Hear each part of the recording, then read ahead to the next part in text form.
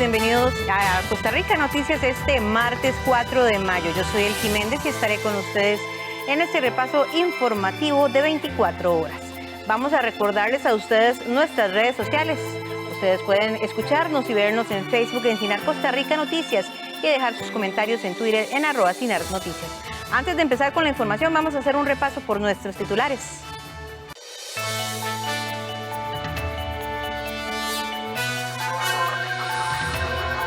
Durante el fin de semana y este lunes feriado, la Caja Costarricense de Seguro Social realizó jornadas extraordinarias en todo el país para continuar aplicando la vacuna contra la COVID-19.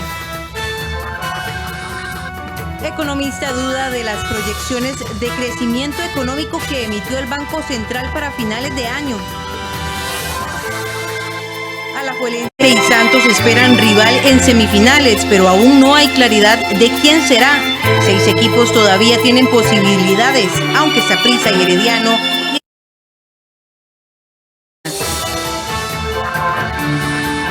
El presidente Carlos Alvarado presentará esta mañana su tercer informe de labores ante diputados. Cerca de 20 millones de personas se han contagiado de COVID-19 en India, donde los hospitales siguen saturados y el gobierno lucha por distribuir oxígeno en las regiones donde escasea.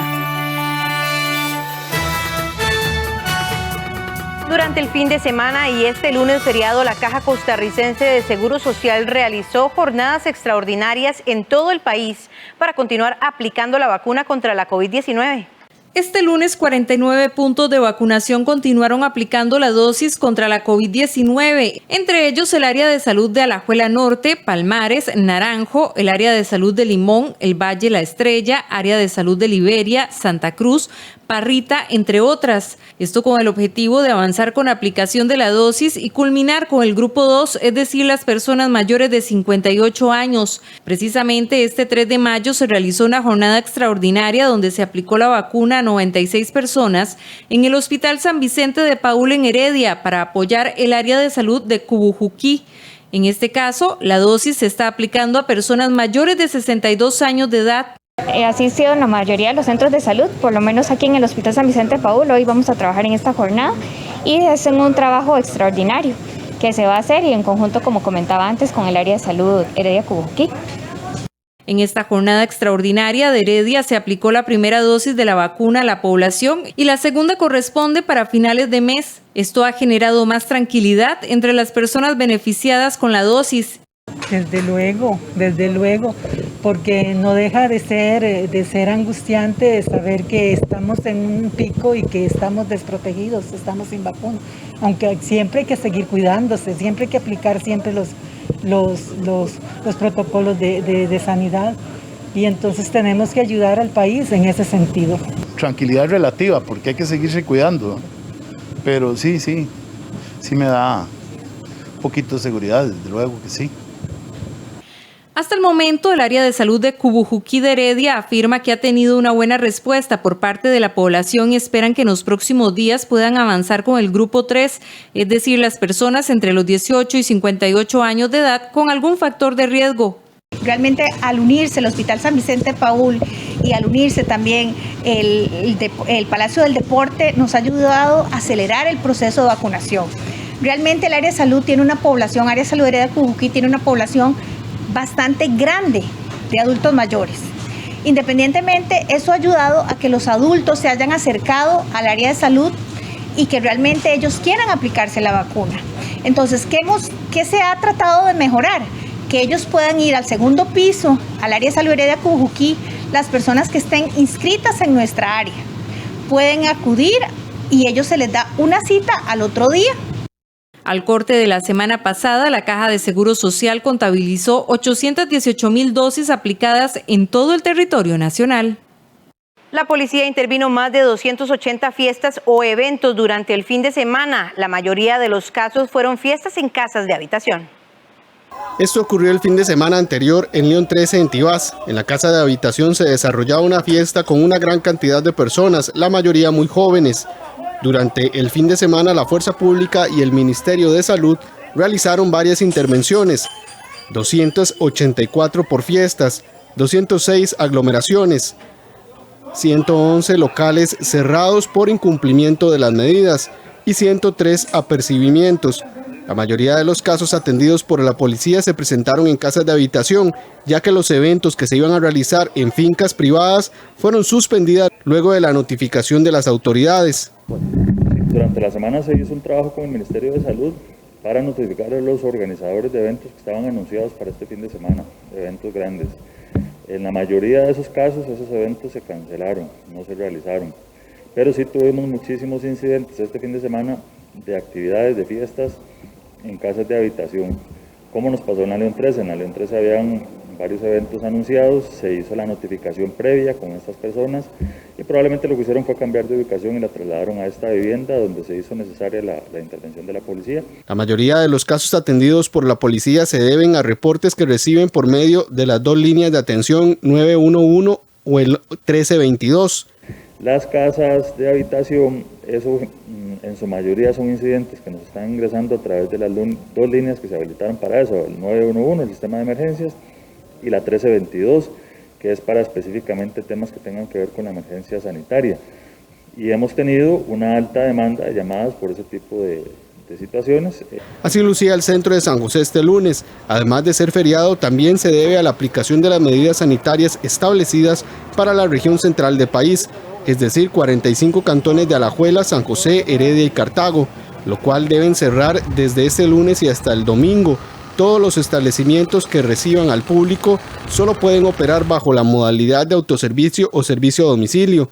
Entre algunos de los negocios que pueden estar abiertos están supermercados, abastecedores, farmacias, panaderías, centros médicos, carnicerías, pulperías, verdulerías, funerarias, hoteles, servicios a domicilio, suministros agropecuarios, veterinarios y de higiene, bancos, ferias de agricultor, entre otros. La pizzería Manolito en el centro de San José tuvo que acoplarse nuevamente a este funcionamiento.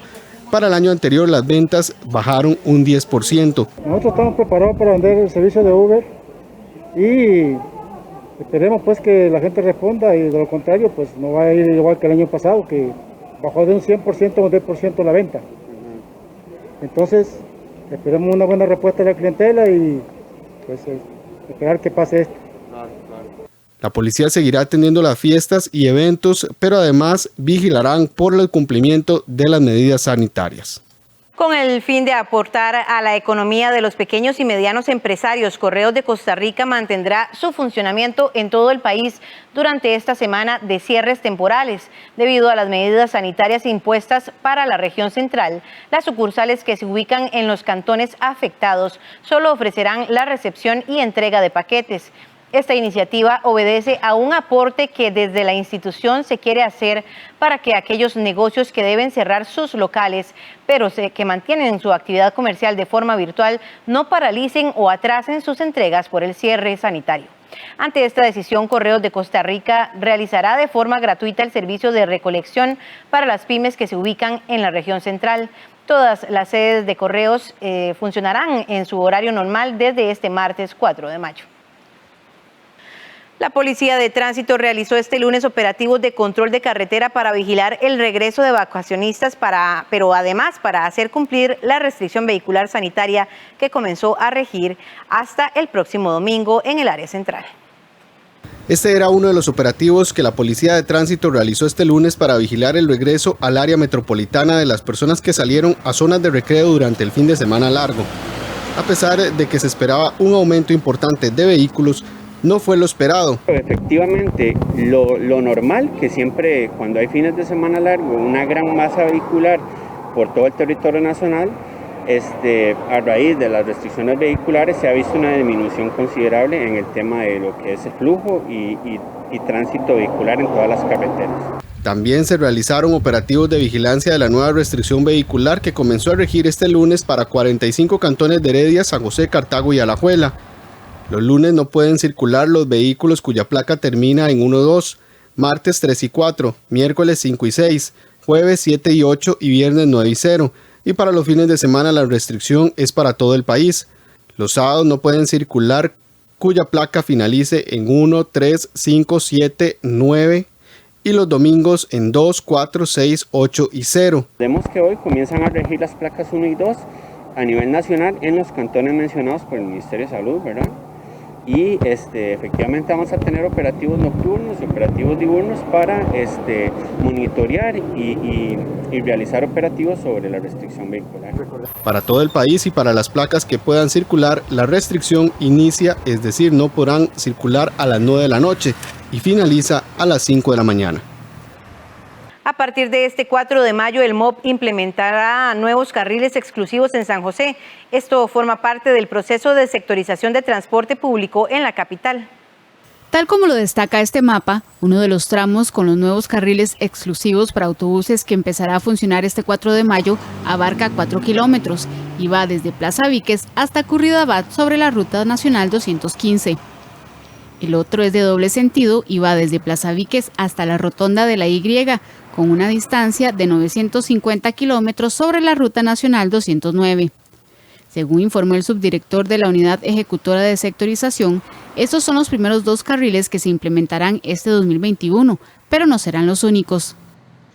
Uno se ubicará en la Ruta Nacional número 209, desde Plaza González Víquez hasta la Rotonda de la Y, con una extensión de 950 metros, y otro en la Ruta Nacional número 215, desde Plaza González Víquez hasta Curridabat, para una extensión de 4 kilómetros. El horario de funcionamiento de estos 2 nuevos pasos exclusivos para autobuses será de 6 de la mañana a 8:30 de la mañana y de 3 de la tarde a 7 de la noche de lunes a viernes. Se estima que con la implementación de ambos tramos se beneficiará a unas 114.800 personas que diariamente utilizan los servicios de autobús que se desplazan por esas zonas. Al igual que otros carriles exclusivos que ya operan en el país, estos 2 nuevos pasos exclusivos para autobuses funcionarán de 6 de la mañana a 8:30 de la mañana y de 3 de la tarde a las 7 de la noche de lunes a viernes. Estas obras se suman a otras ya 16 zonas en las cuales se han implementado carriles exclusivos para autobús y que involucran el recorrido de servicios de rutas de autobús de 11 subsectores que componen el área metropolitana San José, abarcando una longitud total de 58 kilómetros. El objetivo de estas obras es agilizar el traslado de las personas que utilizan el autobús en hora pico. Los conductores que utilicen estos carriles en la hora de funcionamiento se exponen a multas de tránsito por interrupción de paso a los autobuses. Tras varios años de espera y fallas técnicas en su construcción, los trabajos en la nueva carretera a San Carlos serán retomados este año. El ministro del MOB, Rodolfo Méndez Mata, realizó una inspección la semana anterior y confirmó al gobierno local y representantes de la Asociación Pro Carretera la vigencia del proyecto para la construcción de la nueva obra a San Carlos y la Punta Sur. Este fallido proyecto inició hace 15 años y según datos del MOB, durante este proceso se invirtieron $300 millones, pese a contar con una serie de errores e improvisaciones técnicas. Según el MOB, la obra cuenta con recursos por $335 millones para garantizar su correcta ejecución y contempla concluir tanto el tramo central de la carretera La Abundancia-Sifón como la llamada Punta Sur entre La Abundancia y Naranjo. En este momento, el primer tramo de la obra está en trámites licitatorios de Alto Sucre a La Abundancia. Respecto a la conservación, estamos con un proyecto ya en proceso de licitación para selección de empresas y eso deriva en recibo posterior de ofertas, etcétera, para contratar el tramo entre Alto Sucre y La Abundancia para que quede en las mismas características que tiene la Punta Norte y eso va a corregir todos los problemas que tiene de construcción ese proyecto. Para esta semana será mejor que prepare sombrilla o paraguas, ya que el Instituto Meteorológico Nacional prevé que todas las tardes estarán cargadas de intensas lluvias. Según el Instituto Meteorológico Nacional, para esta semana se prevén constantes lluvias principalmente durante las tardes en nuestro país. Esto se debe a la cercanía de la zona de convergencia intertropical. Bueno, esta semana se prevé bastante lluviosa en horas de la tarde en toda la vertiente del Pacífico y eso se debe a que vamos a estar teniendo bastante cerca la zona de convergencia intertropical. Tendremos vientos alisios muy débiles y por lo menos los primeros días de la semana estaremos con precipitaciones bastante fuertes en el Pacífico Sur, en el Pacífico Central, de manera ocasional en toda la región de Guanacaste y acá en el Valle Central. Estas precipitaciones se estarán presentando acompañadas con tormenta eléctrica y además estaremos también teniendo lluvias en los sectores montañosos, tanto del Caribe Norte como la zona norte. En las mañanas básicamente no estaremos teniendo precipitaciones y particularmente acá en la región del Valle Central las lluvias estarán concentradas en la región oeste y central del valle. Ante este informe, la Comisión Nacional de Emergencias ha declarado diversas alertas. En la vertiente pacífica y el Valle Central presenta la alerta amarilla y la alerta verde se activó en el Caribe y la zona norte de nuestro país. Por esta razón, la Comisión Nacional de Emergencias ha establecido un estado de alerta amarilla para el Pacífico Norte, Pacífico Central, Pacífico Sur y Valle Central de nuestro país. Y alerta verde para la zona norte y el Caribe de nuestro país. Se han activado los comités municipales de emergencia que estarán pendientes de dar seguimiento a los eventos que puedan presentarse, producto de las lluvias principalmente en horas de la tarde y primeras horas de la noche, por los que se les recomienda a la población tener precaución, sobre todo si vive cerca de cauces de ríos o de quebradas que puedan crecer repentinamente, o taludes o paredones, como decimos popularmente, que pudieran deslizarse. Ante las constantes precipitaciones es prudente cuidar la salud y evitar los tradicionales resfríos y a su vez la propagación del virus del SARS-CoV-2 que nos mantiene en medio de una pandemia. La Defensoría de los Habitantes acudió a la Sala Cuarta para que exija al gobierno dotar de recursos básicos a los habitantes de las islas del Golfo de Nicoya. Según un estudio realizado por la Defensoría, los vecinos de Isla Venado, Isla Chira e Isla Caballo no cuentan ni siquiera con los accesos básicos para la protección de sus derechos humanos. Gracias a una investigación realizada por la Defensoría de los Habitantes, se detectaron múltiples carencias y necesidades entre los habitantes de las islas de la península de Nicoya. Entre las principales carencias se detectó que los vecinos no cuentan con acceso al agua potable, electricidad y conectividad a Internet.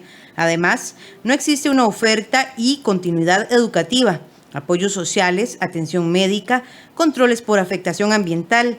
Hay una gran ausencia de programas de bancarización, problemas de tarifas de servicios, ausencia de obra pública marítima, así como ausencia de servicios mínimos vitales.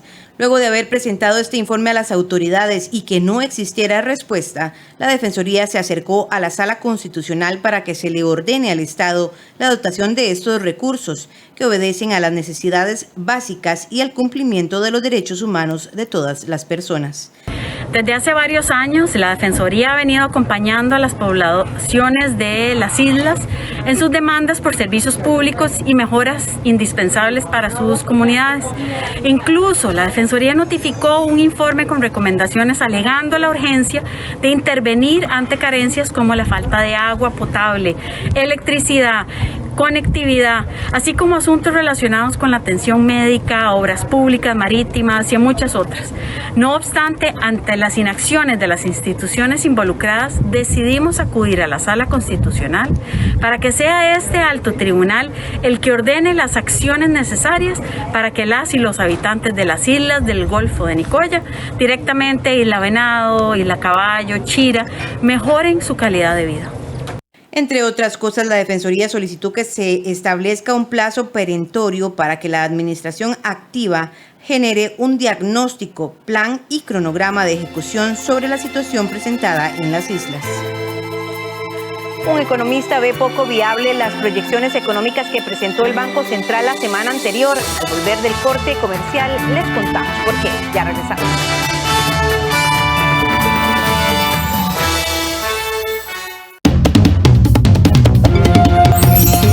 Lo que no entiendo es por qué tu abuelo te persigue.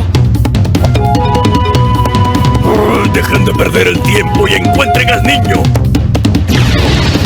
Qué raro que es todo esto. Esta vez no podrá escapar.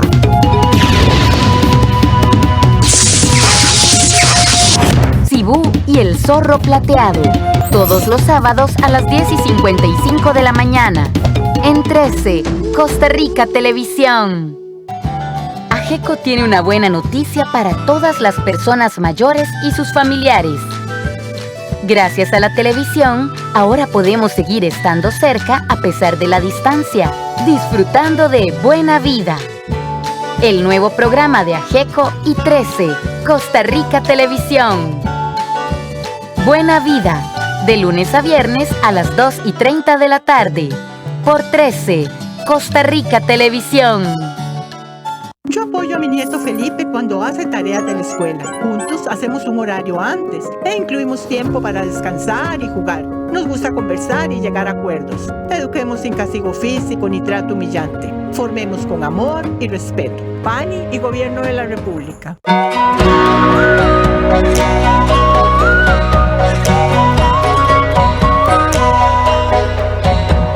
Yo miro por la ventana en la mañana.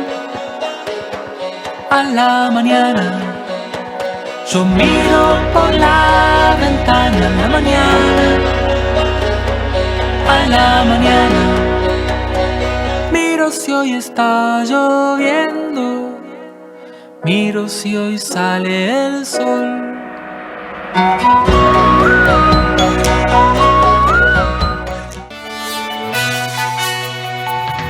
El economista Pablo Arias duda de las proyecciones de crecimiento económico que emitió el Banco Central para finales de año y afirma que no se contemplaron las consecuencias que podrían darse a raíz de la tercera ola de contagios de COVID-19 en el país. El economista Pablo Arias ve con incertidumbre las proyecciones de crecimiento económico para el país al finalizar el año, tal y como lo informó el pasado viernes el Banco Central. La entidad financiera indicó que el crecimiento en la economía del país pasará de 2,6%, como se había previsto a inicios del 2021, a 2,9%, argumentando esta variante en la mejora que se ha registrado en la economía mundial y el crecimiento en las empresas del régimen de zonas francas. El economista ve poco realista estas cifras y explica que el análisis del Banco Central no tomó en consideración esta tercera ola de contagios por COVID-19 y las medidas que se han tomado para contener el incremento de casos. Sin embargo, cuando ellos hicieron estos estudios, ¿verdad? Todavía la tercera ola pandémica no se había desarrollado completamente como la tenemos hasta ahora. Inclusive el viernes pasado, que fue cuando salió la noticia, todavía no se sabía la magnitud de todas las restricciones que iban a haber. Estas restricciones que hay ahora y las que posiblemente van a haber de ahora en adelante definitivamente van a traer un retroceso a la economía, van a traer un retroceso al mercado laboral. La tendencia que traía en el desempleo, que era una tendencia a la baja, probablemente vuelva a cambiar otra vez hacia una tendencia al alza. Tal vez no muy fuerte, ¿verdad? Pero en estos momentos sí más bien se esperaría una tendencia al alza y una contracción un poco más fuerte en la demanda interna, en lo que es la parte interna de Costa Rica, la demanda doméstica. El Banco Central también recalcó que el sector turismo, hoteles y restaurantes, en lugar de recuperación del 7,1% que se esperaba, se contraerá un 4,2%, mientras que los combustibles tendrán un aumento no del 28% como se indicaba, sino de 44%. El crecimiento en el precio de los combustibles básicamente es por el precio externo. Ahí es China el que está jalando más fuerte la producción, el que está aumentando la demanda de combustibles, porque China sí está creciendo otra vez fuertemente, estamos hablando de crecimientos del 7-8%, y es el que está jalando, tirando duro en lo que es la parte de la demanda. No se prevía un incremento tan fuerte en la demanda, pero sí básicamente países asiáticos, inclusive Estados Unidos, en lo que es la parte de acero, cobre y otros productos más, también están aumentando la demanda de materias primas y a eso ha hecho que los precios incrementen más de lo que se tenía esperado. Obviamente en la parte interna eso lo que repercute es por dos vías, por una vía que el tema de los combustibles va a estar más caro. El combustible significa que probablemente precios de los pasajes, el precio inclusive de muchos materiales que ocupan transporte van a subir y eso tiene que tener algún efecto sobre la inflación.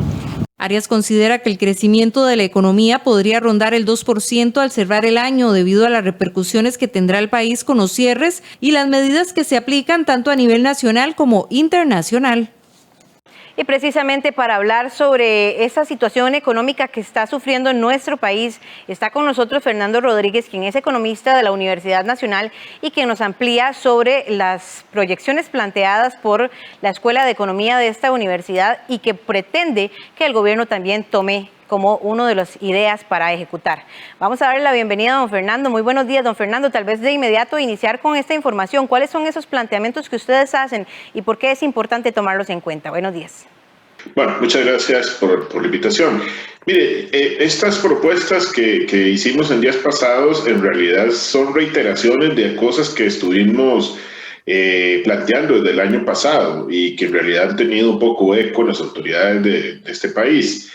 Básicamente lo que estamos diciendo es que, bueno, no va a haber fin de los problemas económicos si no hay fin de la pandemia, o sea que mientras no controlemos la pandemia no vamos a poder recuperarnos de forma plena y por lo tanto tenemos que acceder a tomar medidas de carácter sanitario como las que se están tomando en estos días para poder controlar la expansión de la enfermedad que, bueno, se salió desgraciadamente de control. Pero para compensar esa situación, para entregar ayudas a las familias afectadas por esto y a las empresas, es necesario buscar recursos.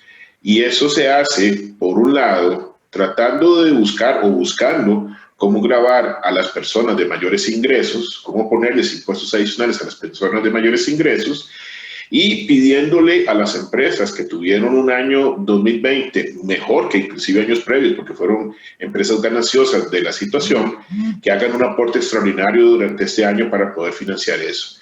Pero además, pedirle al Banco Central más proactividad en la situación actual y que colabore con esta comprando títulos de deuda del gobierno central, cosa que se ha estado haciendo en otras partes del mundo. No es una acción nueva, digamos, para nosotros, o por lo menos no es un acto que no se ha hecho.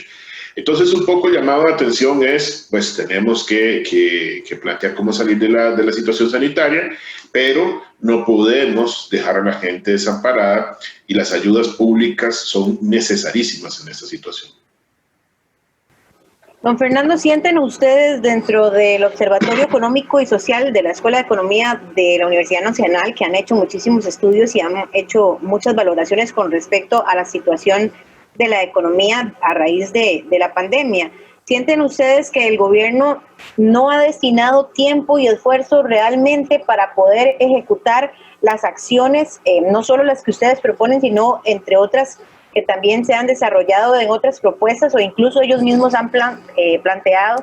¿Sienten ustedes que no han puesto realmente el punto en esas acciones, que se han enfocado mucho en las medidas sanitarias, que no le vamos a quitar importancia, pero que también la economía requiere de esa importancia?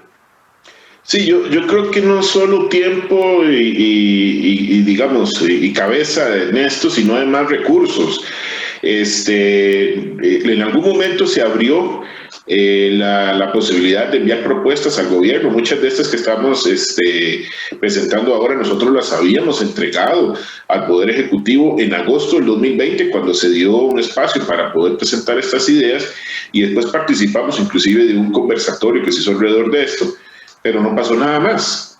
El gobierno entró en un proceso de diálogo, de lo cual pues hubo muy pocos acuerdos viables, y se dedicó de lleno a impulsar el proyecto de empleo público, que, como decimos en nuestro comunicado, no es un proyecto que vaya a solucionar la situación fiscal de corto plazo y probablemente va a requerir un esfuerzo de implementación muy amplio durante algún tiempo. Entonces no era la prioridad para el corto plazo. La prioridad para el corto plazo era ubicar, conseguir recursos para entregar ayudas a las familias, haber extendido las ayudas del bono proteger, haber entregado ayudas a las empresas en problemas, haber buscado la manera de subsidiar el empleo para evitar que se disparara el desempleo. Pero bueno, no se hizo nada de esto el año pasado. Todavía existe el espacio para poder hacerlo en la medida en que, insisto, las medidas sanitarias van a seguir adelante mientras la enfermedad no se controle. Pero nos va a costar mucho salir de esto si no ponemos recursos públicos en esta situación. Y no, insisto, no es algo que nos estamos inventando nosotros, es lo que han dicho organismos internacionales, el propio Fondo Monetario Internacional la OCDE, las Naciones Unidas en diferentes organismos, en diferentes cuerpos. Y bueno, yo creo que ahí es donde nos hemos quedado. No hemos tenido un plan de rescate a nivel nacional. Hablemos precisamente de esas propuestas que ustedes plantean, las dividen en dos, las de corto plazo y las de mediano y largo plazo. Empecemos con las de corto plazo. Precisamente habla mucho de lo que usted mencionaba ahora, de la ayuda pública, de la ayuda social a las personas que más se han visto afectadas, que ahora aumentó en gran medida la cantidad de personas afectadas con el aumento del desempleo que se disparó. El bono proteger, como usted lo menciona, fue una de las salidas prioritarias, pero que, como lo dijeron las autoridades días atrás, ya se acabó, ya no hay fondos para este tipo de ayudas. Ustedes sugieren también el aumento de los recursos en FODESAT, en el IMAS. ¿Cuáles son esas ayudas, no solamente para las familias costarricenses, sino también para esos pequeños y medianos empresarios que muchos han tenido que cerrar en nuestro país? Empiezo por esto último, porque en otros países, por ejemplo en Alemania, lo que se hizo fue llegar a decirle a las empresas, mire, no despidan a la gente, manténganlas contratadas y nosotros vamos a pagar la mayor parte del salario a esas personas. Entonces, se mantenía la vinculación laboral de las personas con las empresas con las que trabajaban, con los negocios con los que trabajaban, no perdían el empleo, pero las empresas recibieron ayuda pública para poder sostenerlos. Y eso ha evitado que se dispare el desempleo y por supuesto que la situación se complique más en un país donde además ya probablemente a estas alturas han aplicado 3 o 4 confinamientos más severos que el nuestro, o sea, medidas mucho más severas. Entonces, tal vez nosotros no tengamos tanto espacio para poder hacerlo, pero lo hubiéramos dedicado, por ejemplo, a sectores específicos como turismo. En turismo, la caída en la actividad todavía en estos primeros meses del año era un 50%. O sea, estamos haciendo la mitad en términos de actividad de lo que hacíamos el año pasado en materia turística, porque todavía no tenemos grandes volúmenes de visitación. Entonces, ahí pudiéramos haber hecho algo. Pudiéramos haber extendido los recursos del bono proteger, o la cobertura y en términos temporales, no solo la cantidad de gente, sino en términos de tiempo. Y además hay un detalle importante. Cuando se dispara el desempleo, mucha gente evidentemente se queda sin trabajo, pero entonces deja de cotizar para la caja y para las otras entidades con las que se cotiza, entre las que están precisamente IMAS y FODESAT, que a su vez entregan ayudas a personas en condición de pobreza y vulnerabilidad, cuyas necesidades se dispararon también el año pasado. Entonces entramos ahí en una situación muy complicada que no se va a resolver si nosotros no ayudamos a esa gente de alguna manera. Entonces hubiéramos tratado de evitar que el desempleo se disparara y le hubiéramos dado un empujón a las familias, y esto hubiera ayudado a reactivar la economía, porque todas esas familias con más recursos consumen más, y eso permitía sostener también ciertos negocios en algunos lugares, sobre todo en zonas donde el desempleo, por ejemplo, por la caída del turismo, se disparó. Esto no lo hicimos, nosotros no hemos tenido, insisto, un plan de ayudas así, y no hemos buscado la manera de financiarlo. O sea, el gobierno ha dicho, es que no tenemos plata. Bueno, sí, está bien, pero busquémosla. ¿Cómo podemos conseguirla? ¿A quién podemos pedirle un esfuerzo adicional? No hemos hecho tampoco ese trabajo. Don Fernando, parte de lo que ustedes proponen en lo que le presentan al gobierno, e incluso que también se habló mucho de eso como una de las medidas, como una de las acciones que el gobierno planteaba, era el impuesto, un aporte adicional al impuesto de la renta de las personas que estamos trabajando, que incluso era temporal y que podría ir en disminución el mismo. Esto, a pesar de que puede ser una salida, tal vez explicarlo usted desde la perspectiva económica y no social, porque muchos de los costarricenses son resistentes a este tipo de cosas, ¿verdad? Medidas como impuestos y más cuando ya sienten que están pagando mucho y que hay algunos que no están pagando. Sí, vean, vamos a ver. Se ha criticado mucho que algunas personas no están ayudando o no sufrieron una crisis, ¿verdad? Y entonces se propusieron medidas locas, y lo digo así sinceramente, como por ejemplo bajarle el salario a los funcionarios públicos. Eso hubiera dañado la actividad macroeconómica porque no permite, o sea, le reduce la capacidad de consumo a la gente y no permite trasladar recursos a otras cosas. Pero si nosotros le hubiéramos dicho a las personas que mantuvieron su trabajo, han mantenido su trabajo en todo esto y ganan más, mire, vamos a pedir un esfuerzo adicional 5 puntos o 10 puntos, dependiendo del tramo de salario en el que se encuentren, de pago de impuesto, lo vamos a hacer por un año y después podemos irlo reduciendo. Eso hubiera ayudado a tomar recursos y trasladarlos a gente con problemas y que se vean afectadas precisamente por las medidas sanitarias. Y hubiera permitido mantener a flote a mucha gente y ayudar insisto, a que empresas no tuvieran que despedir más personas de la cuenta. Bueno, no lo hicimos. Es ahí donde yo sé que a veces la gente dice, bueno, ya estamos pagando mucho, pero estamos pidiendo un esfuerzo a los que más ganan. O sea, inclusive hablábamos del tercer tramo, estamos hablando de gente que gana alrededor de 2,5 millones en adelante, como para poder eventualmente, insisto, redirigir esos recursos a ayudas. Además, gente que recibe ingresos, por ejemplo, por intereses en inversiones o por dividendos en participaciones en empresas u otras razones. Y insisto, en empresas que tuvieron mucho éxito el año pasado, grandes niveles de ganancias, que ya sabemos cuáles podrían ser porque presentaron su declaración, para poder trasladar esos recursos y entregarlos como ayudas, subsidios y estímulos. Eso es lo que le pedimos a la gente. Es una cuestión temporal, pero no podemos ser indiferentes ante los problemas que está sufriendo una parte de la población, mientras otra pues no ha tenido ningún inconveniente. Pero tenemos que buscar la medida que sea más efectiva en términos de resultado, que sea más razonable y que nos permita extender estas ayudas a una mayor cantidad de personas. Esto me permite saltar también a las propuestas de mediano y largo plazo, y precisamente porque parte de la reacción popular es ¿por qué no cobrarle a los que más tienen y que eluden muchísimas veces y evaden también? Entonces, parte de las propuestas que ustedes plantean es generar una ley para gravar la riqueza, y es ahí donde viene esa otra parte, ¿verdad?, que tanto molesta a la sociedad. Vamos a ver, en general los ticos pagamos pocos impuestos, pero tener esta discusión es muy complicado, ¿verdad? O sea, no creo que le vaya a quedar bien a mucha gente esto. Pero lo cierto es que hay un grupo relativamente reducido de personas que tienen ingresos muy elevados y que generan expresiones de riqueza, que tienen grandes niveles de patrimonio, sobre los cuales se podría aplicar algún tipo de impuesto. Y esto, insisto, no nos los estamos inventando nosotros, son propuestas que vienen de organismos internacionales, que algunos países han caminado sobre eso y que inclusive el presidente de los Estados Unidos, en un discurso muy interesante que tuvo la semana pasada en el Congreso de ese país, lo planteó. Gravemos a los ricos para extender ayudas al resto de la población. Entonces, si esa es la línea, ¿por qué renunciar nosotros a ella? Busquemos una manera de generar eso.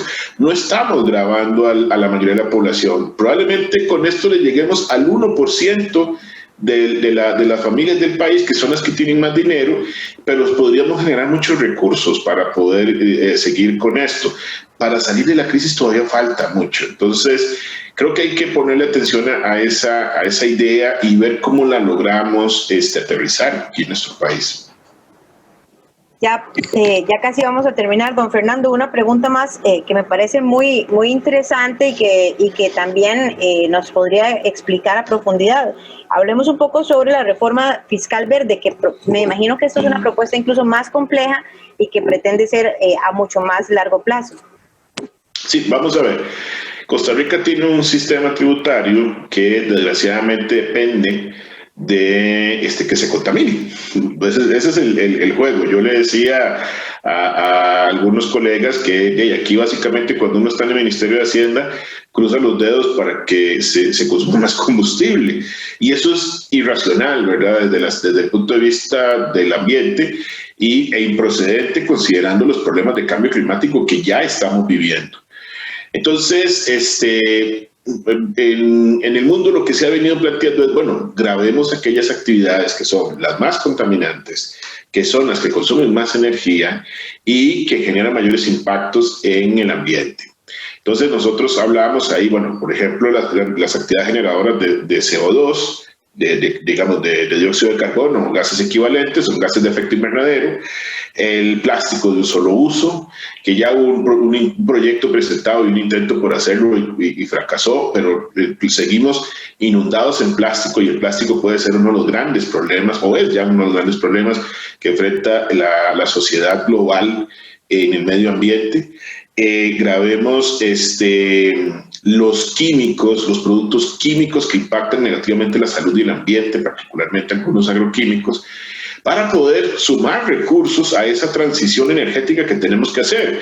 Y por otro lado, otorguemos incentivos a aquellas actividades que permiten hacer esa transición verde, o sea, bajo consumo de energía, bajo generación de CO2, productos reutilizables o reciclables que permitan un correcto manejo ambiental, o el que se puedan incorporar de nuevo a procesos productivos, ¿verdad? O sea, cuyo ciclo de vida permita evitar al máximo el impacto en el ambiente. Y así podemos generar un estímulo para el crecimiento, o sea, podemos relanzar nuestra actividad productiva hacia una economía verde de verdad, estimular la producción, hacer que crezcamos más, pero en una línea ambientalmente sostenible. De esto tampoco estamos hablando. Y no hay ni tan siquiera una propuesta formalmente presentada en la Asamblea. En el plan de descarbonización que el gobierno presentó en el 2018, se hablaba de esto, se plantea en una parte del plan presentar una reforma fiscal verde y todavía no se ha hecho. Entonces, ahí tenemos una tarea pendiente también. Por último, don Fernando, ya para concluir tal vez un poco la importancia de autorizar al Banco Central sobre la compra de deuda pública. ¿Por qué esto es tan trascendental también para el aporte de la economía en nuestro país? Esto permite que el gobierno pueda completar sus necesidades de financiamiento, o sea, conseguir toda la plata que ocupa para poder financiar sus gastos, pero sin estrujar, digamos, sin quitarle al sector privado esta plata, porque ustedes saben que, bueno, cuando el gobierno pide prestado a los bancos y a las entidades que mantienen recursos disponibles, por otro lado, muchas veces el sector privado también viene a pedir esos recursos, ¿verdad? O sea, ahí hay una competencia por los recursos que hay para poder invertir, en este caso para las empresas y para poder financiar sus gastos por parte del gobierno. Si el Banco Central inyecta esos recursos, esa competencia no se dará y el crédito para las empresas podría ser más barato. Pero además, podría hacerse esta compra de deuda a tasas muy bajas y ayudar a bajar el gasto del gobierno vía reducción del gasto de intereses, que es hoy por hoy la partida de gasto de más rápido crecimiento, tema del cual nos está hablando a nivel de política pública. Hay un enfoque ahí obsesivo, pareciera a veces, con el tema de las remuneraciones, cuando las remuneraciones del gobierno central han venido disminuyendo con respecto al PIB en los últimos años. Es el gasto en intereses el que ha crecido. ¿Por qué no le entramos al gasto de intereses? Se ha duplicado en términos del PIB en los últimos años. Ahorita es mucho mayor del que era hace 5 años o hace 10 años. Entonces, busquemos una forma para hacerlo, y hay otros países que han venido haciéndolo, han venido otorgando financiamiento a los gobiernos a través de los bancos centrales, y por supuesto eso permite que los gobiernos se puedan financiar de una manera barata. Nosotros no hemos explorado esa opción. O sea, este tema es tabú. A veces uno lo plantea en ciertos círculos, ¿verdad?, económicos, y la gente se asusta, ¿no? Porque se asustan si en otros países lo han estado haciendo. Aquí no hemos querido explorar esa posibilidad. Muchas gracias, don Fernando, por esta información, y al volver de la pausa les tendremos todo el repaso deportivo con nuestro compañero David Colbert. Ya volvemos. Vos y todas las personas que enviaron su video ya pueden saber si nos acompañarán en la siguiente etapa de Audiotopía Bicentenario. Les invitamos a ingresar a costarricamedios.cr/Audiotopía y descubrir si forman parte del grupo de 42 solistas que continúan en el concurso.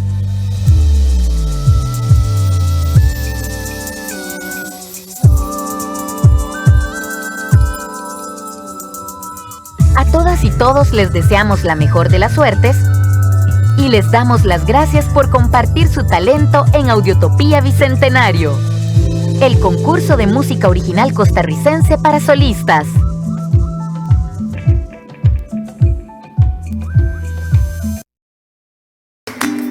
¡Hola! ¡Bienvenidos! Ella nos divierte y nos enseña con un talento único. Hoy vamos a hacer una receta maravillosa. Sin secretos con Doris, de lunes a viernes a las 2 de la tarde, con repetición a las 10:30 de la mañana. en 13, Costa Rica Televisión. 101.5 Costa Rica Radio presenta la primera revista informativa hecha en Costa Rica sobre el acontecer internacional. ¿Qué ocurrió durante la semana en el mundo y cómo nos afecta? Descúbralo en Conexión Mundial, todos los viernes a partir de mayo por 101.5 Costa Rica Radio y costaricamedios.cr.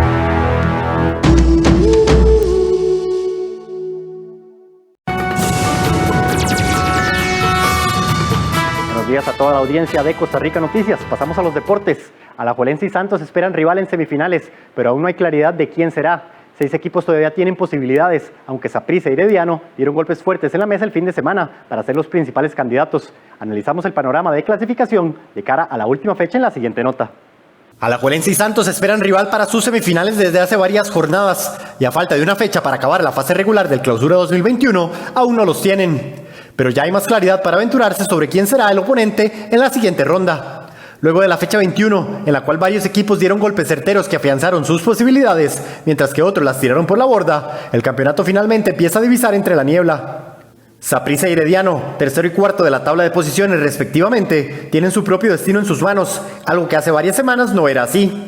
Los morados, luego de su triunfo de 3-1 ante Santos, se consolidaron en la tercera posición y casualmente ambos equipos podrían enfrentarse en la siguiente ronda. En tanto a hoy, el rival de los menudos sería el Team. El monstruo solo podría quedar fuera si le sucede una debacle, como perder por 4 en San Carlos el otro sábado, que Cartaginés gane también por 4 tantos a Jicaral en calidad de visitante y que Herediano venza a Limón, que es último, como local por cualquier marcador. Otra posibilidad para que Saprissa quede fuera y con menos partidos de por medio sería una derrota por 5 ante los Toros del Norte y una victoria del Team. Por su parte, Herediano debe ganar para asegurarse estar en la siguiente fase, porque cualquier otro marcador lo pone en riesgo. Si empata ante Limón, podrían superarlo Cartaginés y San Carlos, e incluso si pierde, podrían pasarle Jicaral y Pérez Celedón, que recibe a Sporting. En este momento, la liga tiene 46 puntos, Santos 35, Saprissa 29, Herediano 27, Cartaginés y San Carlos 26. En tanto, Jicaral y Pérez Celedón suman 25. Los jicaraleños, que quizás son el equipo que más veces desperdició chances para afianzarse en zona de clasificación, pero nunca las aprovechó, solo puede acceder si derrota a Cartaginés, si San Carlos no vence a Saprissa y si Herediano pierde ante Limón. Similar panorama tienen los generaleños, que además de necesitar derrotar a Sporting, precisan de un empate entre Jicaral y Cartaginés, un empate entre Saprissa y San Carlos, o bien victoria morada y un triunfo de Limón. Los peseteros embarrialaron su boleto al perder estrepitosamente el fin de semana por 3-0. Los otros 4 equipos ya no tienen ninguna posibilidad matemática de clasificarse. Hace una fecha, increíblemente, los 2 equipos de primera tenían opciones. 8 equipos pelean por clasificar y 4 por no descender. Ese es el otro frente de batalla que dejó la jornada 21 del fútbol de primera división. Sporting, Grecia, Guadalupe y Limón son esos equipos que hoy lamentan todas las posibilidades perdidas y que jugarán la siguiente jornada en la cuerda floja. Solo 4 equipos quedaron descolgados de la pelea por clasificar, pero sin duda, estos serán los que carguen la dosis de tensión más grande en la fecha 22 del torneo de clausura 2021 de la Primera División de Costa Rica. El temor de descender a la Liga de Ascenso, luego de una temporada en la que también se estuvo muy cerca de clasificarse, los asedia. Sporting nunca pudo clasificar por reglamento, sin embargo, soñó con hacer un buen torneo en la cancha y esperar algún cambio en lo administrativo. No sucedió ninguna de las dos, y los josefinos están sumidos en la lucha por no ser el desfavorecido con un descenso.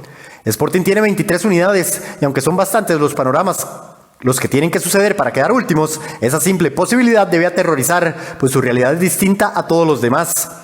De quedar en la última posición, bajará a segunda automáticamente, pues fue el perdedor de la preliguilla de descenso de la Apertura 2020. Los dirigidos por José Yácone jugaban la noche de este lunes con la Liga, y con un punto quedaban salvados. No obstante, en la última fecha deben visitar a Pérez Celedón, que se juega su última chance de clasificación, por lo que 2 derrotas los podrían condenar. Los otros que están en esta pelea en la que nadie quiere estar son Grecia, con 22 unidades y con la necesidad de cumplir con la regla sub-21, de lo contrario puede perder 3 puntos que serían fatales.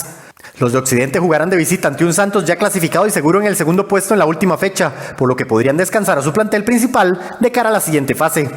Eso sí, para asegurarse la salvación, Grecia necesita ganar. El empate los pone a ver lo que sucede en otros estadios, particularmente el Morera Soto, donde Guadalupe visita la Liga, y el Collella Fonseca, donde Limón visita al Herediano.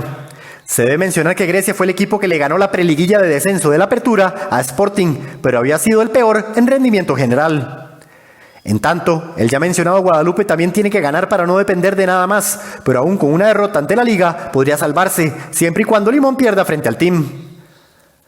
La Tromba sí es el que está en el peor escenario, puesto que incluso ganar por decenas de goles no le asegura nada, ya que si empata en puntos con otro equipo, su sanción administrativa por no tener los papeles en regla en la fecha 1, en la cual casualmente se le otorgaron 3 puntos ante Guadalupe, que hoy definitivamente les hacen falta, los castiga en un desempate.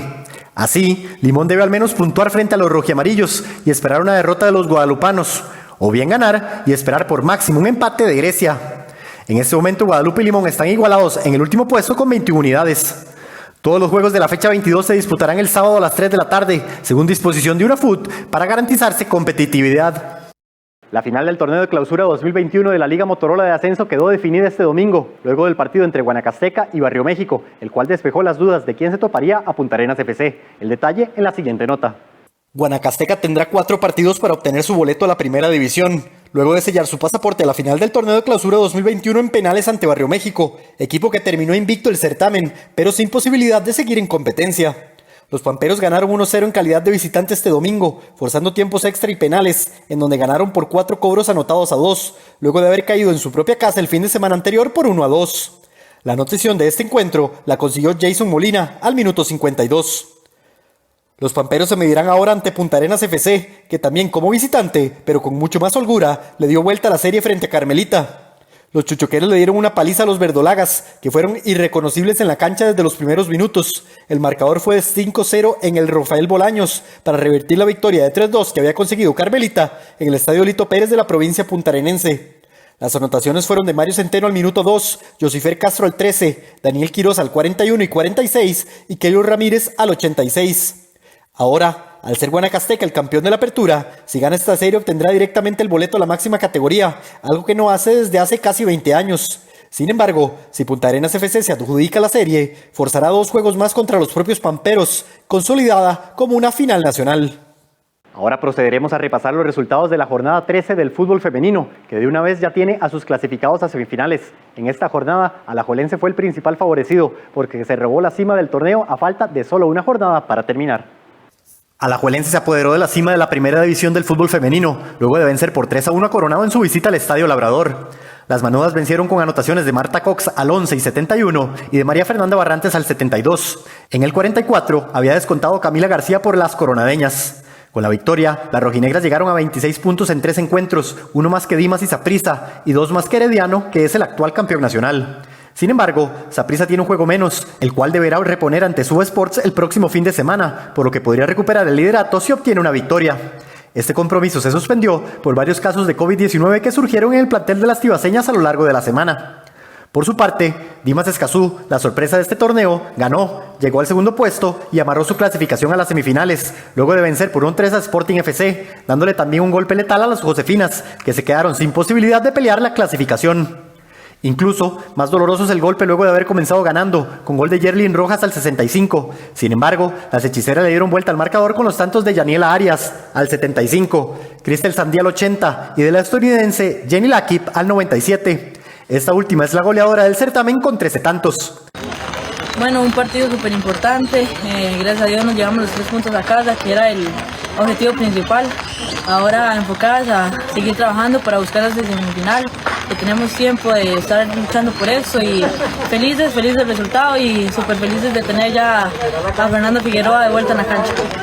Las que resbalaron en su lucha por llegar a la cima fueron las florenses, luego de su empate a 2 ante Municipal Pocosí en el estadio Eval Rodríguez. Los goles de las locales fueron de Girlani Hernández al 32 y Ángela Quiroz al 49, mientras que las rojiamarillas marcaron por medio de Carla Villalobos al 35 y Mariela Campos al 58. Con esos marcadores ya están los 4 equipos clasificados: Alajuelense, Dimas, Saprissa y Herediano. Sin embargo, las posiciones pueden variar. En el quinto puesto quedó Sporting con 19 unidades, Suba con 17, Coronado con 7 y Pocosí con 5. La siguiente jornada, la cual será la última de la fase de clasificación, enfrentará hasta dentro de 2 semanas a Alajuelense y Sporting, Saprissa y Coronado, Herediano y Suba y Dimas contra Pocosí. Nos salimos un poco del fútbol porque este 2021, en el año del bicentenario del montañista nacional, Warner Rojas planeaba subir el monte Everest nuevamente. Lamentablemente la pandemia retrasó los planes, pero aún no los detiene, ya que Rojas buscará en el 2023 tener nuevamente el mundo a sus pies. De aquí para abajo está el mundo. O sea, tengo el mundo a mis pies, porque aquí empieza el mundo, literalmente. Esta es la sensación que quiere volver a sentir el alpinista Warner Rojas haciendo cima nuevamente en el Monte Everest, aunque la pandemia retrasó los planes 2 años.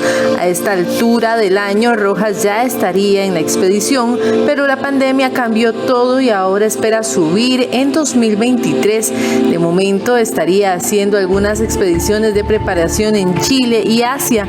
Hace un mes estuvo en Ecuador y está a la espera de la evolución de la pandemia para agregar más destinos para entrenar antes de la gran montaña. 2022 es un año sí, muy cargado afuera, donde esperamos ir, por ejemplo, entre enero y febrero queremos ir a Chile a subir Ojos del Salado, que es en el desierto de Atacama, un 6.800, casi 6.900, la montaña más alta de Chile, el volcán más alto del mundo, y también el Tupungato, que es otra montaña, que es otro volcán que está en esta zona, que son áreas muy exigentes por su resequedad. O sea, Atacama es la zona más árida del mundo, entonces eso va a ser fundamental para afrontar esto. Después, a mitad de año, le das ir a Asia Central, en Kirguistán propiamente, donde habrán la intención de subir 1 o 2 7000. Para esta oportunidad, el escazuceño está concentrado principalmente en su entrenamiento, ya que en su primera cima, más allá del clima extremo, los peligros y la gran exigencia física que significa subir el Everest, el tema económico fue lo más complicado, ya que se desgastó mucho buscando los patrocinadores, y es que subir esta montaña tiene un costo muy alto que ronda los $45,000, más toda la preparación previa, pero en esta ocasión espera que sea diferente.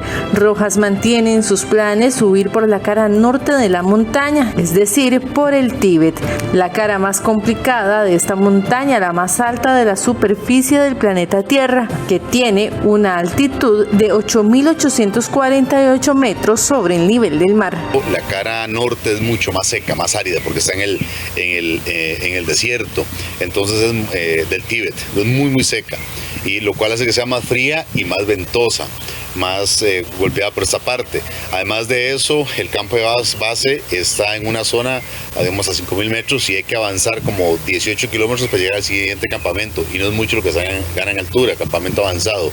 Después de esto, la otra gran diferencia que tiene con la cara sur es que el último campamento de el Everest, por la cara norte, está a 8.300 metros de altura, y pasar a esa altura una noche es bastante complicado, porque el cuerpo sí definitivamente se empieza a deteriorar y a pasar un montón de facturas, que realmente es muy complicado. Pero entonces hay que llegar a este lugar, que es a 8.300, subir y bajar, y tratar de empezar a bajar lo más posible para estar lo menos tiempo expuesto a altura. Además de los destinos internacionales, Rojas seguirá aprovechando las montañas ticas para seguir entrenando mientras pasa la pandemia.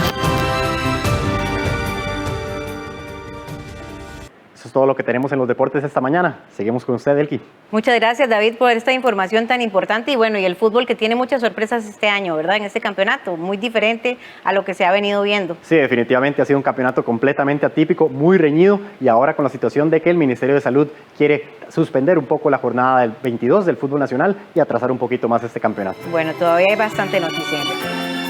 Y esta mañana estará en la Asamblea Legislativa el presidente Carlos Alvarado rindiendo su tercer informe de labores. Al volver de la pausa les traemos los detalles. Mi hijo Sebastián pasa mucho tiempo con su celular y su computadora. Por eso analizamos los beneficios y riesgos del Internet, sus gustos propios y cómo distribuir bien el tiempo. Eduquemos sin castigo físico ni trato humillante. Formemos con amor y respeto. PANI y Gobierno de la República. Descubre el lado profesional y humano de quienes todos los días trabajan para atender emergencias y así reducir el tiempo de respuesta que la ciudadanía requiera. Héroes Anónimos. Los sábados a las 5:30 de la tarde. En 13, Costa Rica Televisión.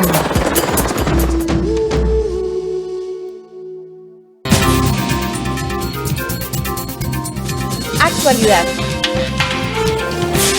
Investigación. Hechos.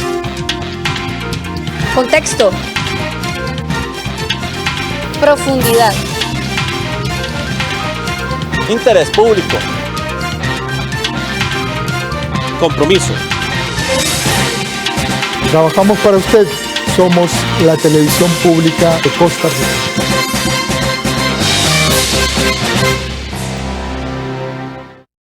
¿Qué tal? ¿Qué tal? ¿Cómo es su nombre? Sofía.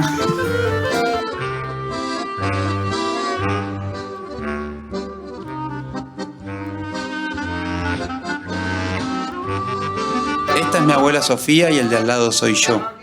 Siempre tuve la necesidad de sentirme más cerca de ella.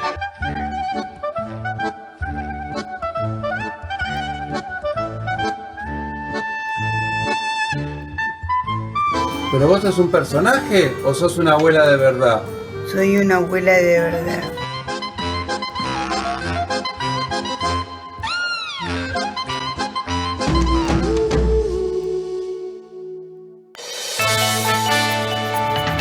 Y tal como lo anunciamos antes de irnos a corte comercial, esta mañana el presidente Carlos Alvarado visitará, como es tradición, la Asamblea Legislativa para presentar su informe de labores del último año.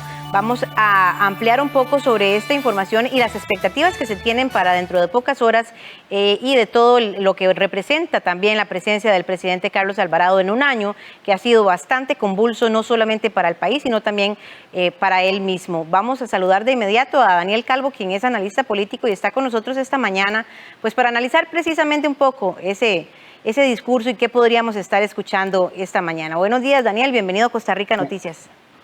Muy buenos días, Elki. Sí, de verdad, esperando con bastante expectativa realmente cuál vaya a ser el mensaje que el presidente de la República pues dará hoy en la Asamblea Legislativa en un año, de lo que ha sido un año específicamente bastante complejo por el tema del COVID, donde también, diría yo, su capital político se ha visto dilapidado en razón de una serie de escándalos. Inclusive días atrás la Asamblea Legislativa ha presentado el tema del informe de la UPAT, y también con la expectativa de lo que él pueda mencionar cuáles serán sus pilares, sus propósitos para esta última legislatura, que como todos sabemos es una de las más complicadas, probablemente la más improductiva en razón de los bríos electorales que soplan con fuerza en la Asamblea Legislativa, pero donde todavía los costarricenses pues demandamos de la actual administración una agenda de reactivación que se nos ha quedado pendiente en los pasados 3 años, y también diría yo toda una infinidad de temas de cómo se pueden ir resolviendo,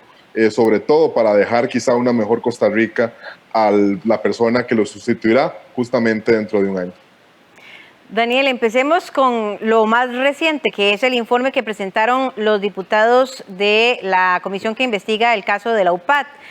Un escándalo que queda bajo muchísima responsabilidad y en manos del presidente, aunque haya todo un equipo de trabajo que está del lado de él. El hecho de que se le hayan decomisado algunos bienes en sus oficinas, que haya habido un allanamiento incluso, y que haya tenido que ir a la Asamblea Legislativa, a esta comisión también, a rendir declaraciones, es algo que lo deja un poco desequilibrado, débil incluso en la imagen que puede tener, y que es en este año precisamente en el que él tiene que presentar parte de lo que ha logrado en medio de muchísimos obstáculos. Hablemos primero de este. Efectivamente, Elki, vamos a ver, una investigación de esta índole pues tiene repercusiones en distintas esferas. Si bien todavía está pendiente ver cómo esto se va a resolver en la esfera judicial, lo cierto es que a nivel político el daño ya está hecho, el daño ya ha sido pues mancillar todavía más la imagen que el presidente tiene, generarle un desgaste, un debilitamiento, como bien han mencionado, que le resta, diría yo, prácticamente todo su capital político en momentos que lo requeriría justamente pues para emprender y para echar en marcha una serie de proyectos de altísimo costo político, pero necesarios, y te menciono quizás los más emblemáticos, la agenda complementaria con el Fondo Monetario Internacional, así como otras iniciativas que son de importancia y que pues varios costarricenses vienen solicitando, toda la agenda de reactivación económica, también está por ahí todo el tema de la agenda de reactivación, pero específicamente a causa de las consecuencias que ha generado el COVID en algunos sectores del país, sector turístico, por ejemplo, el más importante desde el punto de vista económico para nosotros. Y yo creo que el presidente pues no goza en este momento pues ni de buena imagen ni de buen capital político para afrontar una serie de necesidades, de demandas que tienen los costarricenses situadas en la Asamblea Legislativa, pero también en algunas carteras del Poder Ejecutivo. Llega a presentarse ante un escenario bastante complejo. Bueno, ya hace 2 días también vimos cómo sigue siendo liderado el directorio legislativo por la oposición. Una oposición que no se le ha puesto nada fácil, incluso en este año en el que han habido un común denominador que es la reactivación económica y las medidas de emergencia ante la situación de la pandemia. Pero también vienen otros aspectos. Hace unas cuantas semanas el gobierno presenta para las sesiones extraordinarias una lista amplia de proyectos que después a 2 días tuvo que desconvocar porque no han podido ni siquiera avanzar con un único proyecto que tienen varias semanas, que es el de empleo público. El hecho de que hayan cambiado también a la ministra de la Presidencia para poder lograr avances, una conciliación, son parte de los aspectos, de los fenómenos que hemos visto en este último año de la administración de Carlos Alvarado, que le han costado muchísimo y que le siguen pasando factura. Totalmente. Primero recordemos quizá algunos elementos que han sucedido en este último año y prácticamente ha sido que se ha terminado de desmembrar todo el gabinete. Yo creo que ya no queda ni siquiera el mínimo rastro de lo que en algún momento pues se denominó un gobierno de unidad nacional. Ya prácticamente pues son pocas o poquísimas las figuras provenientes de otras fuerzas políticas que todavía permanecen en el gabinete y más bien pues sus recambios ha sido por personas cada vez más cercanas al Partido Acción Ciudadana, lo que también yo creo pues dificulta la toma de acuerdos con algunas de las agrupaciones, o que al menos esa había sido la idea inicial del gobierno de unidad nacional. Otro elemento que es relevante, y lo han mencionado, es el tema de las frecuentes sustituciones en la cartera de la presidencia, probablemente la más importante en la interlocución entre Poder Ejecutivo y Poder Legislativo. Son 4 jerarcas ya los que han estado en 3 años. Se ha recaído en los últimos meses en la figura de Yanina Dinarte, de quien se esperaba pues por su experiencia legislativa pues pudiera mejorar las relaciones entre estos poderes, y de momento no ha sido así. El Poder Ejecutivo ha decidido mantener como único tema pues en las últimas semanas el proyecto de empleo público, sobre el cual también existen pues bastante polémicas que muy probablemente tendrá que resolverlas la Sala Constitucional, y recientemente pues también se ha podido avanzar propiamente en el crédito, en el empréstito, pero de ahí realmente no ha sido muy provechosa, muy fructífera el tema de los réditos que ha dado la Asamblea Legislativa al Poder Ejecutivo pues en los últimos meses por estar centrada en la discusión de este expediente. Y tampoco, como lo han mencionado, pues el Poder Ejecutivo ha sabido hacer una adecuada priorización sobre cuáles son los proyectos más importantes a discutirse dentro de la Asamblea Legislativa, y eso yo creo pues también le ha generado pues conflictos con algunas agrupaciones que solicitan constantemente la convocatoria de uno u otro proyecto de ley, aunque bien pues en la última semana una convocatoria de hace algunos días de 180 proyectos se ha reducido pues por lo menos a 50 iniciativas de ley a discutirse. Yo creo que es un avance, pero claramente todavía no llegamos a la priorización que yo creo que todas las fracciones políticas y sobre todo ciertos sectores del país están demandando en una coyuntura tan atípica como la que está viviendo pues Costa Rica y el mundo. Incluso, bueno, usted mencionaba el acuerdo con el Fondo Monetario Internacional como uno de los pilares de esta administración, por lo menos en el último año, y el otro lo mencionaba yo también, el de empleo público, que ha sido muy curioso incluso cómo este proyecto le ha generado muchísimos anticuerpos sociales. La imagen también en la parte social le ha restado mucha credibilidad y mucha fuerza, y también incluso dentro de su misma bancada, porque vea cómo han existido muchísimos traspiés con este proyecto, en el cual ni siquiera algunos diputados de la misma bancada del Partido Acción Ciudadana se han puesto de acuerdo y han podido avanzar con este proyecto, incluso con el presidente de la República. Elki, esas fricciones a las que usted menciona que se han dado pues ya inclusive en la fracción de gobierno, que también recordemos no es que sea una fracción muy amplia, apenas son 10 diputados, y que ha llevado a que principalmente la diputada Paola Vega, Wilmer Ramos y en ocasiones Luis Ramón Carranza pues tengan posturas distintas a lo que el Poder Ejecutivo y algunos diputados de la fracción pregonan sobre el expediente de empleo público, es también poder observar cómo estas fricciones del partido de gobierno se dan con ciertos sectores que hasta hace muy pocos años habían sido los pilares o los bastiones electorales de esta agrupación, y eso es especialmente relevante en un año electoral donde posiblemente pues nuevamente se les intente hacer un guiño estratégico con miras a contar con su respaldo en las elecciones de 2022. ¿A quiénes me refiero? Al sector público, a empleados universitarios, a sindicatos, que si usted hace memoria, hasta hace algunos años eran, diría yo, los bastiones electorales más fuertes que sostenían al Partido de Acción Ciudadana. Hoy se encuentran, pues, en un conflicto abierto con el presidente de la República, con algunos diputados, con algunas carteras ministeriales, y eso yo creo será un tema que el Partido de Acción Ciudadana pues buscará resolver, no sé si lo logrará del todo, pero sí por lo menos aminorar, porque el Partido de Acción Ciudadana, al igual que todas las fracciones de oposición representadas en la Asamblea Legislativa, pues también entienden que en este año será fundamental que todas las decisiones que se vayan a tomar pasen quizá por un tema de cálculo electoral, que aunque por más que lo intenten negar, será realmente difícil que eso no suceda así, porque lo que se está jugando o lo que se va a empezar a jugar en los próximos meses es justamente la presidencia de la Asamblea Legislativa y también pues la conformación de lo que vaya a ser la próxima Asamblea Legislativa 2022-2026. Y precisamente sobre esas fricciones parece interesante. ¿Le ha costado realmente al presidente Carlos Alvarado, Daniel, ser líder en una situación, por ejemplo, como la pandemia? Incluso lo vimos, vamos a irnos un poquito más atrás, como el expresidente Luis Guillermo Solís logró en medio de la crisis de la situación de los efectos naturales de los huracanes que nos acecharon, logró mantener una conciliación, una línea unificada sobre las acciones que se debían de llevar a cabo. Este no ha sido el caso de Carlos Alvarado. Vemos cómo incluso recientemente, en los últimos días, ha tenido fricciones con los empresarios de nuestro país por los tipos de medidas que se están tomando, y un poquito más atrás, incluso cuando se intentó hacer las mesas de diálogo en las que incluso involucró en ese entonces el presidente de la Asamblea Legislativa, Eduardo Kruzan, para poder avanzar. Yo me imagino que el propósito de él era tomar decisiones y que esas decisiones se convirtieran en acciones reales de inmediato, involucrando un poco a la Asamblea Legislativa también en esto. No lo logró tampoco, no lo logró con los diputados, no lo logró en una mesa de diálogo y no lo está logrando ahorita con los empresarios.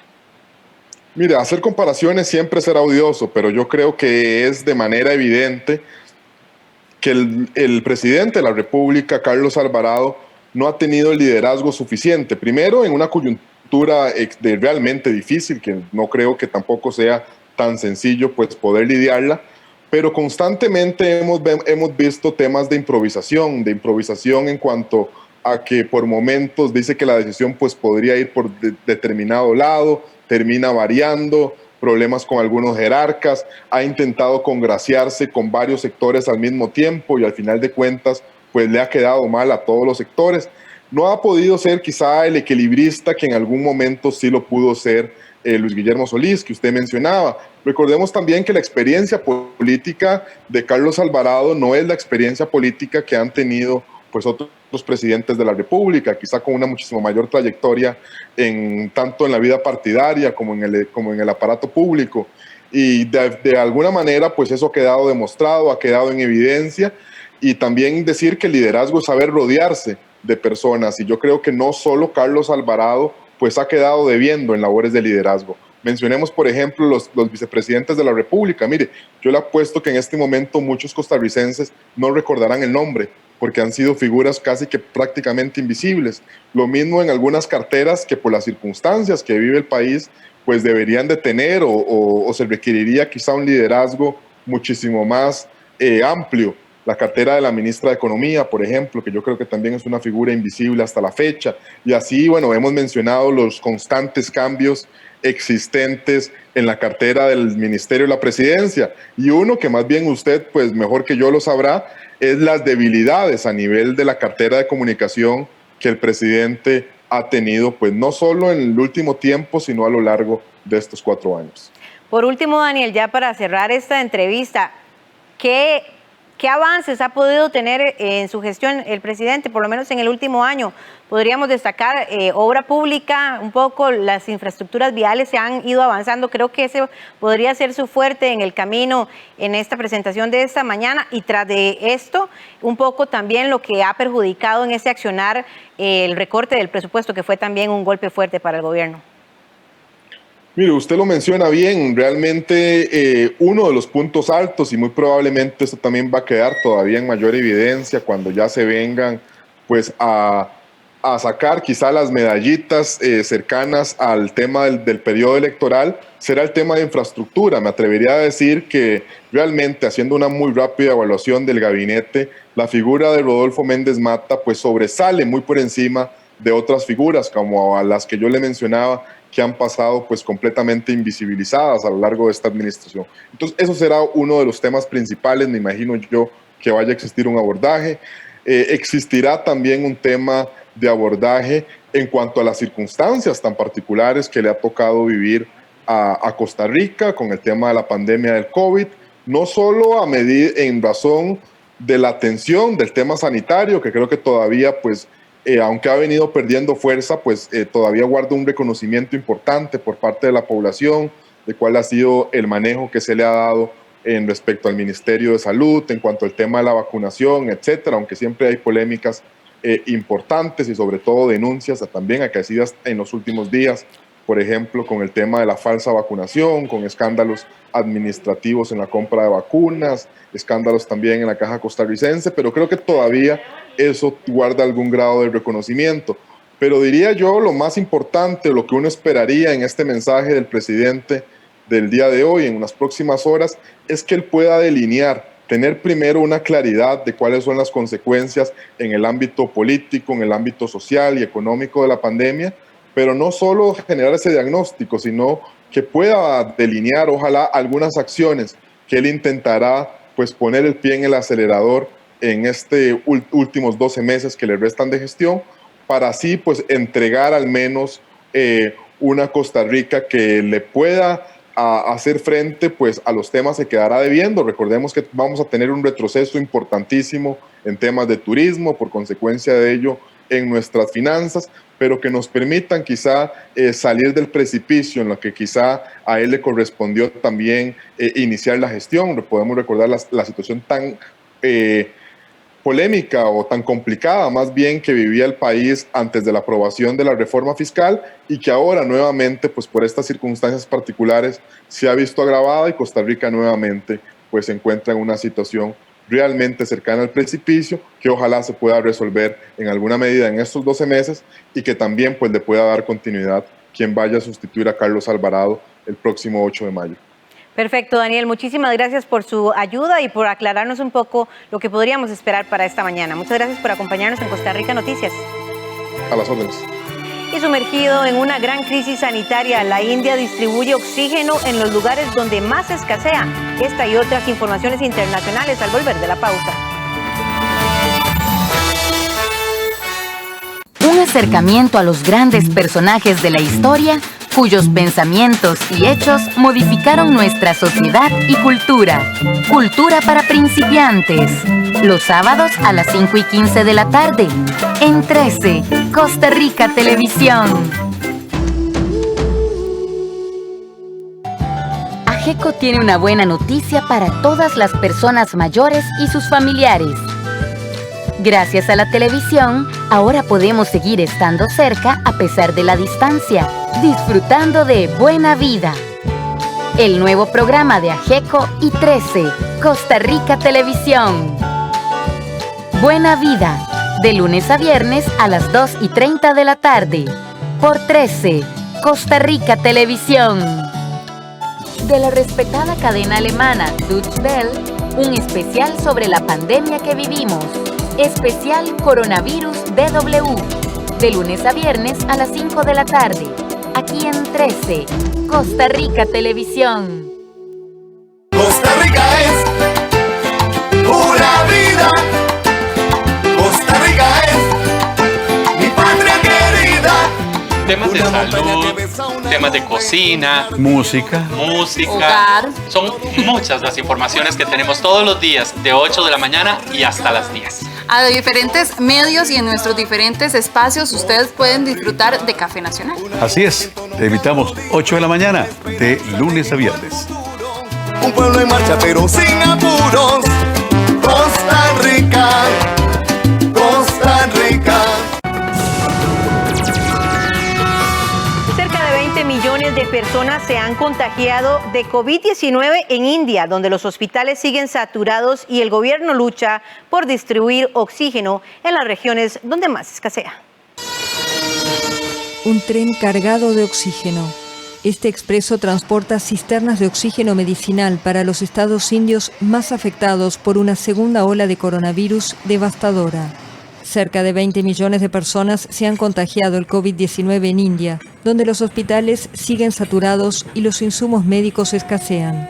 Por eso, además de la ayuda internacional que empezó a llegar al país, las autoridades han apelado a industrias como la del acero para que aporten tanques de oxígeno para tratar a la población más afectada.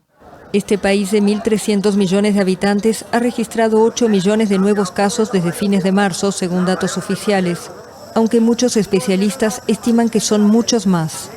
En un intento por aliviar la presión sobre el sistema de salud, las autoridades de Nueva Delhi anunciaron una prórroga de una semana del confinamiento, que debía terminar el lunes.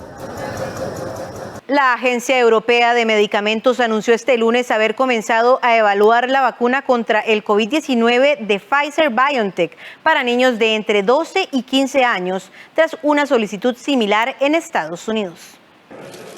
La Agencia Europea de Medicamentos comenzó a evaluar la vacuna contra el coronavirus de Pfizer-BioNTech para adolescentes de entre 12 y 15 años. El organismo informó el lunes que el resultado del proceso se espera para junio, a menos que se necesite información adicional. Ambas empresas habían presentado una solicitud similar en abril en Estados Unidos para ampliar la aprobación de emergencia concedida por el regulador de ese país. Las peticiones se basan en los datos de un estudio clínico de fase 3 publicado a finales de marzo que muestra una eficacia del 100% de la vacuna para prevenir la enfermedad en este grupo de edad. También afirma que el inmunizante fue generalmente bien tolerado. Actualmente no existe ninguna vacuna para los niños, que están menos expuestos a los casos graves de la enfermedad y cuya vacunación no ha sido una prioridad hasta el momento. Sin embargo, representan una porción importante de la población y expertos consideran que también deberían ser inmunizados para frenar la transmisión del virus. En el caso de los niños de 5 a 12 años, BioNTech prevé que haya más datos clínicos en julio. Los resultados de un estudio sobre niños aún más pequeños podrían estar disponibles a partir de septiembre. El programa COVAX, que favorece la distribución equitativa de vacunas, anunció este lunes la firma de un acuerdo con Moderna para adquirir 500 millones de dosis de su vacuna anti-COVID. Una nueva vacuna para el mecanismo COVAX. El programa destinado a favorecer la distribución equitativa de inmunizantes contra el coronavirus anunció el lunes que firmó un acuerdo con el laboratorio estadounidense Moderna para adquirir 500 millones de dosis. Las primeras deberían ser entregadas en el último trimestre de 2021, con un total de 34 millones disponibles este año y hasta 466 millones en 2022. El acuerdo también contiene opciones que permitirían eventualmente obtener dosis adaptadas a futuras variantes. La Organización Mundial de la Salud otorgó el viernes su homologación de emergencia a la vacuna de Moderna, un requisito previo para que pueda integrarse en el sistema COVAX que estableció junto con la Alianza para las Vacunas Gavi y la Coalición para la Innovación en la Preparación para Epidemias. Este inmunizante se administra generalmente en 2 dosis, aunque las nuevas recomendaciones prevén una sola si el paciente ha tenido la enfermedad recientemente. Además de Moderna, la OMS ya ha autorizado la vacuna de Pfizer-BioNTech, los 2 inmunizantes de AstraZeneca fabricados en India y Corea del Sur y el de Johnson & Johnson. COVAX, cuyo principal proveedor sigue siendo AstraZeneca, ha distribuido más de 49 millones de vacunas en 121 países y territorios. En Moscú, cualquiera puede ser vacunado contra el coronavirus en un par de minutos mientras está de compras en un centro comercial. Dinamarca tacha el preparado de Johnson & Johnson de su lista de vacunas para hacer frente a la pandemia. El gobierno danés, que ya retiró la vacuna de AstraZeneca a mediados de abril, argumenta que su uso no compensa el riesgo de posibles daños en forma de casos severos de trombosis. Esta decisión, que podría revocarse si empeora la pandemia, retrasará un mes hasta finales de agosto el calendario de vacunación. Desde la OMS se insiste en que las muertes y los nuevos casos descienden notablemente cuando la mitad de la población está vacunada. El organismo quiere acelerar las campañas y multiplica los llamamientos para asistir a los países peor abastecidos. El mecanismo para acelerar el proceso afronta actualmente un déficit de financiación de 19.000 millones de dólares. Estimamos que necesitaremos entre 35.000 y 45.000 millones de dólares más el año que viene para vacunar a la mayoría de los adultos de todo el mundo. Los países del G7 podrían movilizar una parte sustancial de esos fondos. El ex primer ministro británico Gordon Brown ha propuesto que los países del G7 creen un fondo de 60.000 millones de dólares para ayudar con vacunas y asistencia sanitaria a los estados más pobres. También aboga por superar los problemas de propiedad intelectual de las vacunas, una propuesta también evocada desde la Casa Blanca. Hemos llegado al fin de esta entrega informativa. Agradecemos su compañía y recuerde que a partir de las 9 de la mañana usted puede seguir nuestra transmisión de la visita y el informe de labores del presidente Carlos Alvarado en Asamblea Legislativa. También por nuestras plataformas de Facebook, Ciudad Costa Rica Noticias. Buenos días.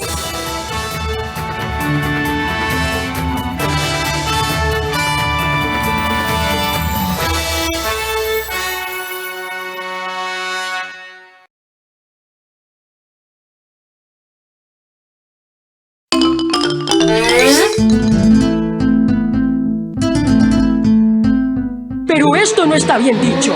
Esto está... ¡dicho en buen tico! Hoy les presentamos los ticos y sus diminutivos.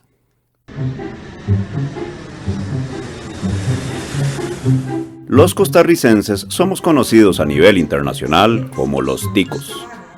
Uy, vieras que se me perdió el pasaporte.